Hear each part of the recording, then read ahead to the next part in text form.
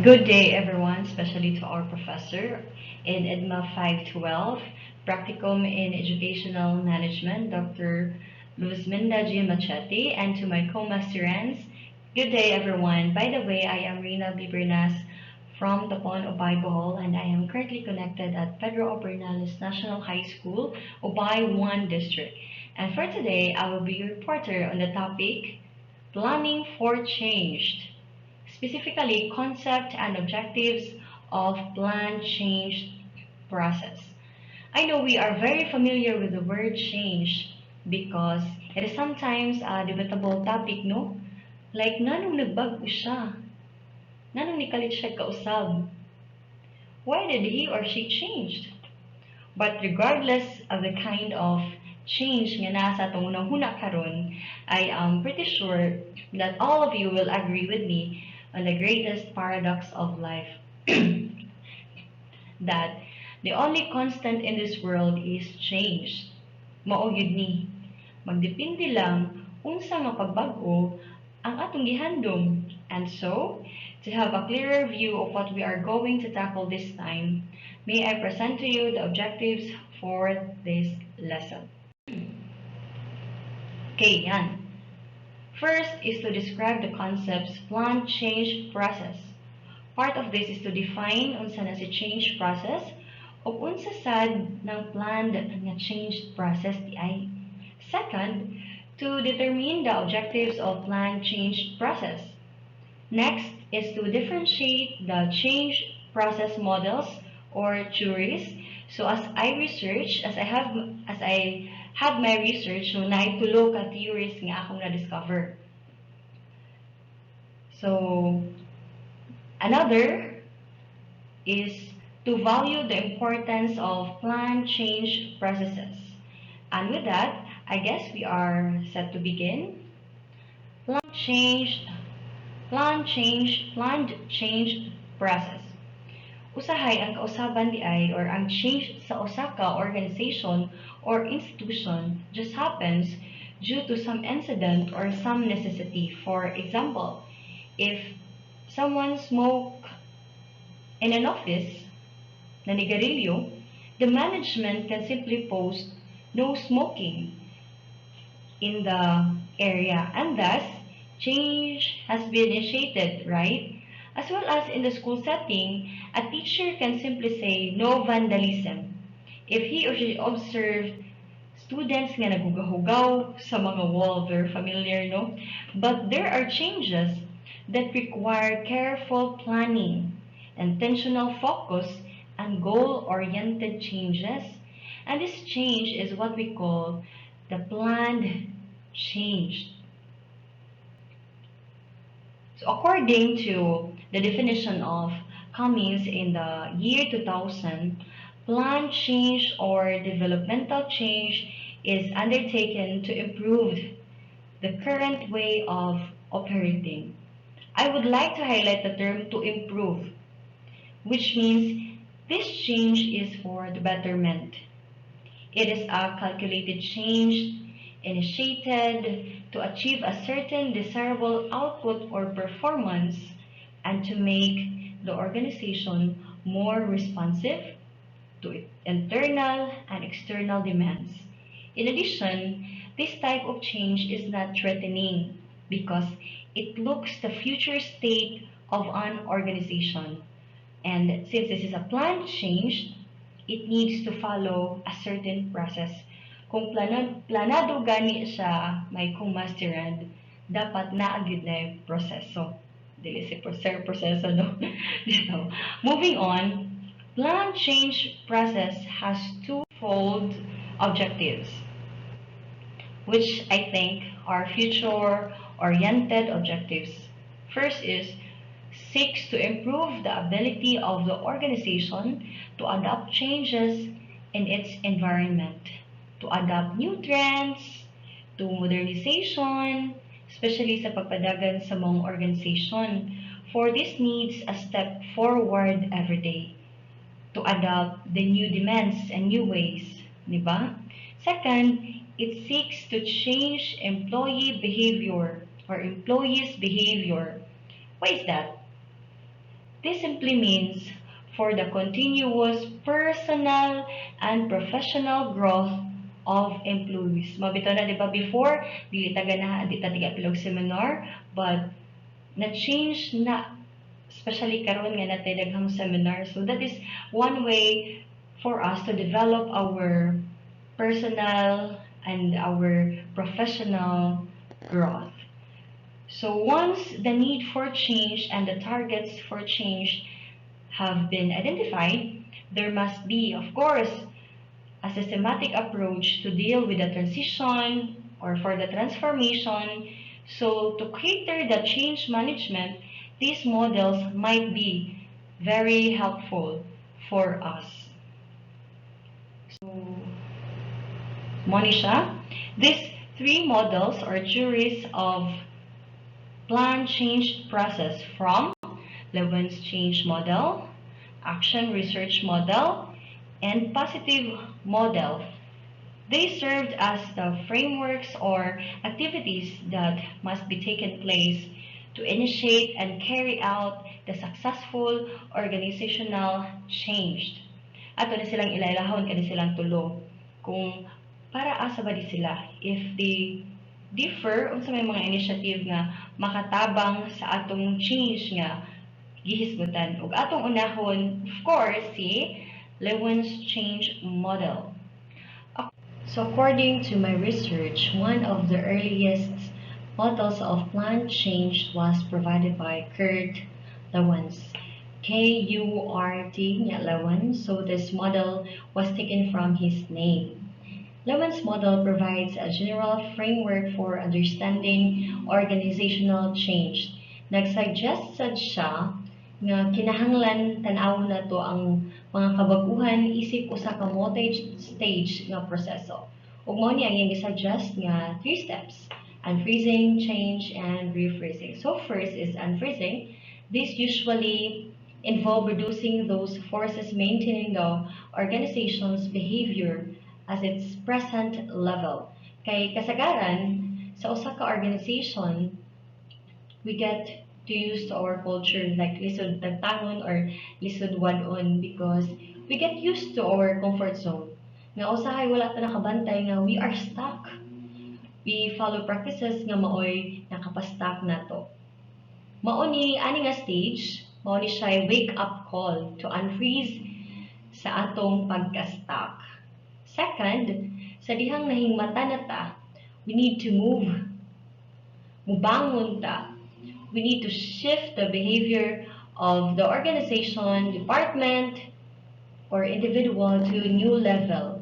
This involves intervention to the system para makadevelop o bag-ong behavior, bag-ong practices, bag-ong attitudes towards work, like magbag-o ba kaha or leaders or organizational structures, giving new rewards ba karon or developing a new culture. After which, kung naka-initiate na ta og bag-ong pamalakad o na-establish na ang plan of action, mao na ni ang panahon sa implementation. We are going to refreeze or stabilize na pod og balik ang bag-ong equilibrium. This is accomplished through of course, the use of supporting mechanisms like a frequent evaluation of the practices para ma-assess kung effective ba ang mga pamalakad na to. So this is like a cycle said. Kung dili na effective ang strategies, of course, mag-unfreeze na sad, then change na pod. Then balik na pod, refresh, and so on. Like sa classroom setting, di ba, og naka-feel ta nga boring na kayo tong klase, di ba? Kung sa tong buhaton, we implement new strategies or mag-unfreezer bata or natay daghang himuon nga activities para ma-active sila balik. So, di ba na I change sa ato ang daily routine. Okay, so sa atong pagpadayon, nato na pong itakol si action research model. Familiar na siguro ta nino kay hangtod karon na amantay action research samot na ron nga nagmaster ta. But to trace back, this is a traditional model which aims to help implement a specific plan changed, and to develop more knowledge that can be applied to other settings. So basically, these models focuses on evidences. It emphasizes data gathering as well as diagnosis sa prior practices para makahimo ta og action plan. This model has 8 steps, as you can see sa slide. Og ang kinaunhan is the problem identification. Mag-sense ta o mangita ta excuse me. Mangita ta og mga problema. But this is with the help of an expert. We have this so-called OD practitioner sa usa ka organization or the organizational development practitioner. Mo ni silang individuals who will help create organizational change. So sila sad ang mutabang para ma-identify ang mga problems. So next is the consultation with a behavioral expert. During ANI or the initial contract, the OD practitioner o ang client would carefully assess each other. So, na sila'y team or teamwork o magtinabangay sila. Then we go to data gathering and preliminary diagnosis. This step is often completed by the OD practitioner with the help of the organization members. This involves appropriate gathering of information and analyzing it para mahibaw-an unsa ang mga nagpahiti nga mga hinungdan sa problema sa maong organization. After data gathering, of course, the fourth step is to feedback to a key client or group. Tungod kay ang action research is a collaborative activity, ang diagnosis sa mga problema is i-feedback to the clients. Mao nang gitawag og feedback right, kay ibalik og pahibaw sa atong mga client nga usually in a group of or team meeting. Sa feedback nga step, i-present sa OD practitioner ang information para ma-aware sila o para ma-determine ang strengths and weaknesses. Kay sa next step, we have a joint diagnosis of the problem. Tabangan nila tanan og discuss ang mga feedback. Tabangan og tan-aw og analyze ang problema nga mausad ang mo-lead sa next step nga mao ang joint action planning for solutions for the change they wanted to see in the organization as a whole. Apilon sad nila paghisgot ang mga expenses during the intervention ug ang tanan maapektuhan sa solusyon nga pagahimuon. After sa joint action planning is the action planning. Dili man pwede o plano na tataman, no? Kay daghan na ra ba mga plano nga nagpabilin gihapong drawing. So, we must make our plans into reality, di ba? Dreams do come true. Dili kay mo lagi drawing ra tanan. So, mo ni ang seventh step, the action. Such action may be that dili man dali-dali nga ma-implement, but this would somehow require a transition period as the organization moves forward from the past to living in the present to the desired state, of course, in the future. And lastly, data gathering after action. Action research model is also a cyclical process. Data must also be gathered. The action has been taken to measure and to determine the effects, ang epekto sa gihimo nga action, and to feedback the results to the organization. O di ba, mubalik ra gihapon ta, mao ra gihapon ang process kay mulid naman pud ning nga mahibaw-an na sad ang mga problema ug mag-create na sad og bag-ong action. Nakuha ba na to, my dear co-masterants, my dear masterants? Daghan-daghan akong giyaw-yaw, pero sa kadaghan to, second model pa to siya. Imaong mo proceed na ta sa last model, which is, yes, the positive model. From the name itself, it brings positivity. Kung ang nauna nga mga models naghisgot sa mga problema sa organization or sa mga sayop nga practices within the organization, this positive model lahi dili ni siya judger, kumbaga dili ni siya marites nga sayo pre makita, but instead it focuses on what the organization is doing right, unsay sakto nga practices nga nakatabang ug nakapa-improve sa maong organization. Mutabang ni nga model para masabtan kung kanusa ang organization is doing its best and builds capabilities to achieve even better results. So, mura siya reward system, acknowledging the right practices and celebrating the achievements, bisagagmay lang nga achievements, para makakuha pa o mas tindot nga resulta. And of course, it has 5 stages, which I think related na sad sa mga nauna nga mga steps nga nahisgutan. So, first phase is the initiate the inquiry, which determines the subject for change. Instead nga problema ang tan-awon, i-convert ang pagtan-aw sa mga issue as an avenue for positive change. For example, instead of seeing the arguments of kasagaran jud male and female employees as opposed sexual discrimination, we foresee that as a successful male-female collaboration or ang reklamo sa usa ka dissatisfied nga customer isipon as an opportunity for a better service and an instant for satisfaction. Next phase is inquire into its best practices.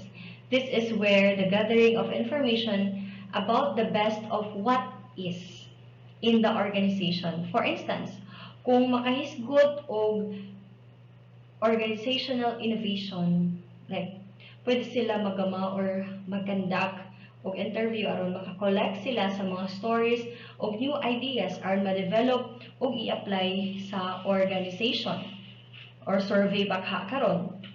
Third is discover the themes. From the stories, the surveys, the result, and ideas collected, itipo to tanan, diba? To arrive a theme that would represent a common nga ideas and concepts for innovation. And the fourth phase is envision a preferred future. It's like visualizing the next steps to be done to arrive better or best jud nga mga practices. Unsay sumpay ana, after visualizing is designing and deliver ways to create the future. All right. That was the 3 models or theories of planned change process. So sa to, Lewin's model, action research model, and positive model. And to compare, para ninyo sa kahang model ang best to applied. Taking a look back, all 3 approaches emphasize the application of behavioral science knowledge. Nag-involve sa organization members pero nagkalain-lain lang sila sa level of participation kay action research. Kay sa action research, mas, di ba nabantay na to nga mas daghang trabaho si OD practitioner, but as a whole, involved din ang members sa organization sa tanan nga mga models. Ang Lewin's change model naglahi kay focus siya sa general processes of planned change, unlike sa duha nga naghatag og specific steps for organizational development. Also, they differ sa focus of change. Samot na kay sa positive model, best practices man ang iyang gitanaw, di ba? So, murag mas nindot si positive model. So, this is the comparison of planned change models. So, A for Lewin's planned change model, and letter B, action research model, and C, positive model. Okay, so mani ang katong ganihang nga akong gi-discuss by dear master.